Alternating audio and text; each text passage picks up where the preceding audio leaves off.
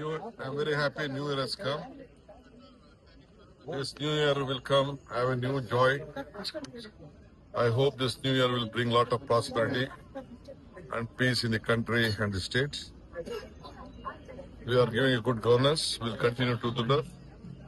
I've already instructed my officials of Bangalore not to give permit leave to any of the officials. They should stay, law and order, services of water, power,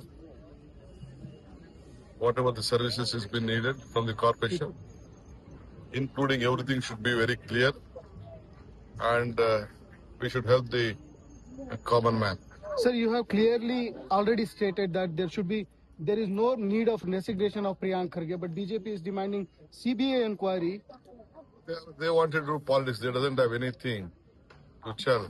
Since Mr. Priyank Kharge is one of the important leader who has brought out many scandals. They are just trying to see that they want to demolish him. It is not possible. They are very jealous on his growth, and is a very vocal, important leader of this state. Who has a very big, bright You also future. mentioned, sir, you are the only person targeted then. No. See, because he is our spokesman and he is coming out with a lot of scandals. Earlier, before forming the government also, he came out with a lot of scandals. So they are trying to corner it. They can't corner it. Nowhere his name is there. He is nowhere connected. He is a very clean, honest, young politician of his How about the inquiry, sir? Inquiry will go on. We don't want to stop any inquiry. Let the inquiry go on.